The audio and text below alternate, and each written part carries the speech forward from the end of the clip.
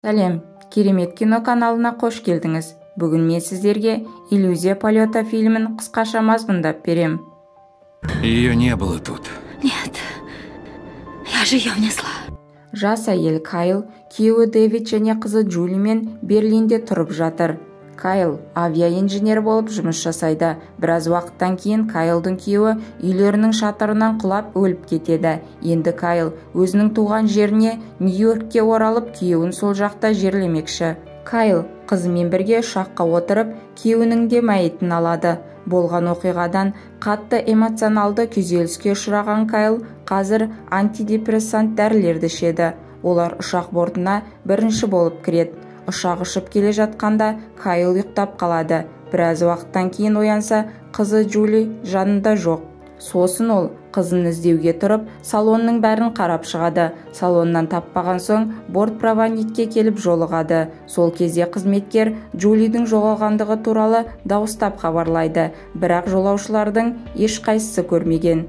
Стюардессалар Кайлды бұл баланың тентектігі деп тыныштандырмақшы. Бірақ Кайл қызымен бір нәрсе болғандығына сенімді. Сондықтан ұшақтың барлық жерлерін, яғни қоймаларды, қызметкерлер бөлмесін қарап шығуды талап етеді. Стюардессалар алаңдаған ананың көңілін орнына келтіру үшін барлығын қарап шығуға келіседі. Сосын Кайлдың жанында отырған барлық жолаушылардан сұраса, қызын ешкім көрмеген. Сол кезде стюардесса Берлиндегі әуежайдан қызы Джули бұл рейсқа тіркелмеген деген хабарды айтады. Сосын Кайл сөмкеден отырғызу талонын алайын деп еді, қызының сөмкесі де жоқ, тек бір ғана ойыншық, жұмсақ қонжық қана қалыпты. Сөйтіп Кайл қорыққаннан пилоттар кабинасының есігін ұрғылай бастайды. Сол кезде әуе күзетінің қызметкері Джим Карсон ашуланған әйелді ұстап қалмақшы. Сосын капитан Рич кабинадан шығып, болған жағдаймен танысып, стюардессадан ұшаққа кірген адамдардың ішінде қыз болды ма дегенде, ол есімде жоқ деп жауап береді. Не могу сказать точно, сэр. Кейін капитан Кайлдан ұшаққа отырардан бұрын алкоголь немесе наркотик тәрізді заттар қабылдадыңыз ба деп сұрайды. Сол кезде Кайл бір аптадан астам уақыт депрессияға қарсы дәрілер ішіп жүргенін және күйеуінің мәйіті осы ұшақпен келе жатқанын айтады. Сол кезде бұл мәліметті стюардесса да растайды. Кайлды барлығы есінен адасты деп ойлайды. Сөйтіп капитан барлық қоймаларды және қызметкерлер бөлмесінен іздеуді тапсырады. Офицер Карсон мен басқа да қызметкерлер барлық жерлерді қарап шықса да ешқандай нәтиже жоқ. Сол үшін командир Рич пен Кайлдың арасында ұрыс шығады. В стажерском манифесте все-таки есть ошибки. Вы обязаны обыскать здесь все. Кейін ол жүктер тұратын бөлмеге кіруге рұқсат сұрайды. Капитан Рич бұған қарсы болғандықтан Карсонға әйелді қарап жүруді тапсырып кетіп қалады. Сол кезде Кайл ұшаққа отырар алдында кешке осы ұшақта бір жолаушыны қарсы үйдің терезесінен бақылап тұрғанын көргені есіне түседі де, сол ер адаммен ұрсып, қызының жоғалғандығына кінәлай бастайды. Офицер Карсон әйелді әрі қарай әкетіп тынышталуын сұрайды. Ал Кайл болса, ұшақты біреулер ұшырып әкету үшін қызын кепілдікке ұстап алды деп ойлай бастайды. Сол кезде капитан Рич келіп, Кайлдың күйеуі өлген ауруханаға хабарласып, қызы Джули күйеуі өлген кезде бірге өліп кеткендігін айтады. Яғни күйеуі құлап бара жатып, қызын да өзімен бірге алып кеткен. Джули қайтыс болған. Кайл оның сөзіне сенбейді, себебі күйеуі өлген кезде қызы күтушімен бірге саябақта қыдырып жүрген. Салы түскен Кайл ұшақта келе жатып, кінәлаған жаңағы еркек оны итеріп жібергенде орындықтың бұрышына соғылып есінен танып құлайды. Біраз уақыттан кейін оянса, қолы кісенделген екен, ал жанында психотерапевт пен офицер Карсон отыр. Сөйтіп Кайл психологпен сөйлескен кезде шынымен де өзінің есінен алып кеткендігіне сеніп отырғанда, терезеге Джули салған жүрекшені көріп, бұл ойыннан айниды. Сол кезде әйел жалғыз қалғым келеді деп сылтауратып, дәретханаға кіріп, электроника блогына көтеріледі. Сол жерде бірнеше сымдардың орнын ауыстырып қойғанда, салонда кислород маскалары құлап, жарық сөніп қалады.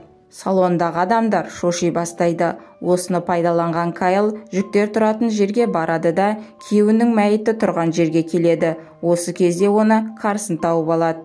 Ал капитан болса ұшақты жақын жердегі әуежайға тездетіп қондыруға шешім қабылдайды.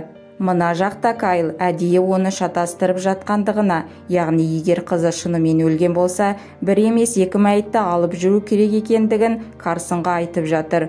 Сөйтіп әйел ұшақ қонған соң полицей қолына тапсырылатынын біліп, қызын ешкім іздемейтіндігіне қынжылады. Сол кезде Карсон өтірік капитанға бара жатырмын деп жүктер толған жерге келіп, табытты ашып, оның ішінен жарылғыш құрылғыны алып, ұшақтың алдыңғы бөлігіне барғанда, мұнда Джули ұйықтап жатыр. Міне осы жерге Карсон детонаторды орналастырады. Содан кейін ол капитанға келіп, Кайл террорист деп, оның сыбайластары бір шотқа ақша аудару керек деп айтып жатыр. Ал капитан Кайлмен жеке сөйлесейін деп еді, Карсон бұлай жасап керек емес деп барғызбайды. Себебі Кайл ешкіммен сөйлескісі келмейді. Ең қауіпсіз іс бұл ақшаны аудару деп айтып кетіп қалады. Сосын ол стюардесса Стефаниге жолығып қалғанда қыз қорқып тұр. Себебі ол ақша үшін Карсонмен осы қылмысты жасауға келіскен еді. Сол кезде Карсон бәрі жоспар бойынша болып жатыр деп қызды сендіреді. Екеуі сөйлесіп тұрғанда стюардесса Фиона келіп, экипаж командирімен сөйлесуді сұрайды. Сол кезде капитан Рич ақша аударылды дейді.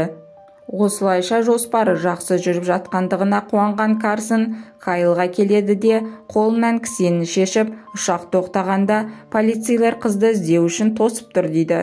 Және де ұшақ қонған соң барлық жолаушылар тексеріліп, ұшақтан түскеннен кейін ФБР қызметкерлері қызыңды іздейді деп сендіреді.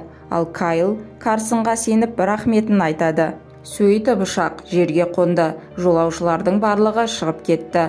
Бортта тек қана Кайл мен Карсон қалды. Сол кезде Кайл енді түсіп бара жатқан капитанды көріп, ұшақтан еш нәрсе шығарылмасын деп сұрап жатыр. Ал капитан болса ашуланғаннан, біз сізге сұраған ақшаңызды аудардық дейді. Спрат, вам перевели деньги, как вы этого и требовали. Кайл сонда ғана біреулердің оны пайдаланып, ұшақты ұстап отырғандығын білді. Сөйтіп ол Карсонға айқай салды. Сол кезде Карсон жоғары көтеріліп, қазір шу шығаратын болсаң, қызың бірінші болып өледі деп қорқытады. Шындықты түсінген Кайл енді барлығы шығып кеткенше сабыр сақтап күтіп тұр. Сөйтіп есіктер жабылып, Карсон екеуі қалғанда Кайл өрт сөндіргішпен Карсонды ұрып құлатып, кісендеп қояды да детонаторды алады.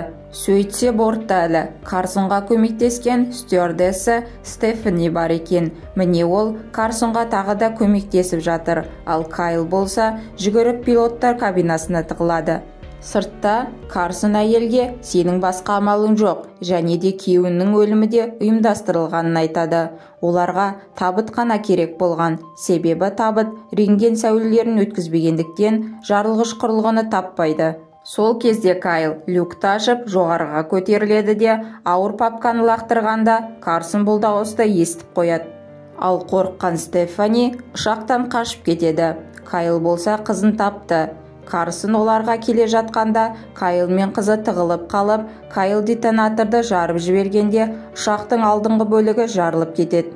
Сосын Кайл ұшақтан қызын көтеріп алып шығады. Тергеу жүріп, Стефаниді ұстайды. Ал Кайлға офицер Карсон морг директорымен сыбайлас болғандығын айтады. Сол кезде капитан Рич Кайлдан кешірім сұрайды. Сөйтіп Кайл қызын көтеріп, көлікке отырып кетіп қалады. Осымен кино аяқталады. Осы секілді фильмдердің қысқаша мазмұнын көргіңіз келсе, каналға тіркеліп алыңыздар. Қолдау ретінде лайк басып, комментарийге кино жайлы пікірлеріңізді жаза кетіңіздер. Назарларыңызға рахмет.